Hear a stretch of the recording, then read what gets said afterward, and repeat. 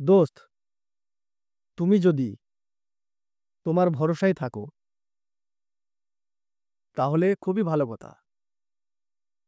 আর তুমি যদি শুধুমাত্র নিজের ভরসায় থাকো তাহলে খুবই খারাপ কথা।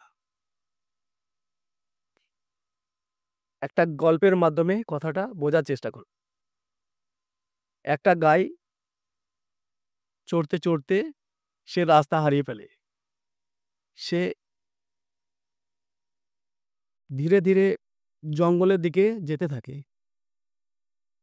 কিছু দূর যাওয়ার পরে সে বুঝতে পারে সে তার সামনে পেছনে কেউ কেউ আছে। কোনো একটা জন্তু তার পেছনে আছে। কিছুটা যাওয়ার পরে সে টের পায় যে একটা সিংহ তার পেছনে আছে। সে আর ঘুরে তাকায় না, সে ধীরে ধীরে চলতে থাকে চলতে থাকে। সে জঙ্গলের ভেতরে ঢুকে যায়।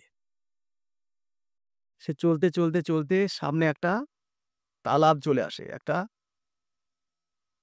তালাবের পরে আর কোনো রাস্তা নেই। সে তালাবের সামনে দাঁড়িয়ে যায়। তখন উম সিংহটা ভেবে নেয়, এবার কোথায় যাবে তুমি?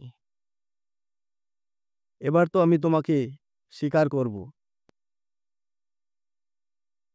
এটা ভেবে সে সেখানেই বসে যায়। আর গাইটা ওই তালাবের ধারে কিছুক্ষণ দাঁড়িয়ে থাকে। গাইটা তখন ভাবে, আমার তো আর কোনো উপায় নেই, আমাকে তালাবেই নামতে হবে। আর তালাবটাতে জল কম ছিল,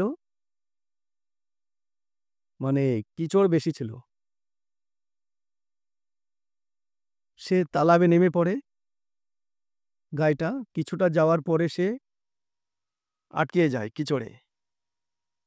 তখন সিংহটা মনে মনে হাসতে থাকে, এবার তুমি ফেঁসে গেছো, এবার তোমাকে আমি শিকার করব, আমার বন্ধুদের ডাকবো, মজা করে খাবো। তখন সিংহটা কিছুক্ষণ অপেক্ষা করার পরে ও নেমে যায় তালাবে। তালাবে নামার পর কিছুটা যাওয়ার পর সিংহটাও ফেঁসে যায়।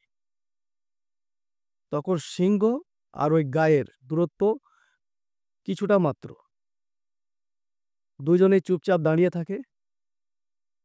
কিছু সময়ের জন্য জঙ্গলের মধ্যে একটা নিস্তব্ধতা এসে যায়। তারপরে গাইটা কিছুক্ষণ পরে সিংহটাকে বলে, আচ্ছা, তুমি তো জঙ্গলের মধ্যে আছো, এখানে তোমাকে কেউ বাঁচাবার মতো কেউ আসবে? সিংহটা বলে, আমি তো জঙ্গলের রাজা, আমাকে আবার কে বাঁচাবে? আমি তো নিজেই নিজেই একাই 100। তখন সিংহটা বলে, তুমি তো তুমিও তো একা, তুমি এই কথাটা তুমি কেন বলছো? তোমাকে কে বাঁচাবে? তখন গাইটা বলে, আমার একজন মালিক আছে, আমি যখন ঘরে ফিরবো না তো সে তখন আমাকে খুঁজতে এখানে আসবে। আর এই কথাটা বলার কিছুক্ষণ পরেই গাইটার মালিক খুঁজতে খুঁজতে চলে আসে।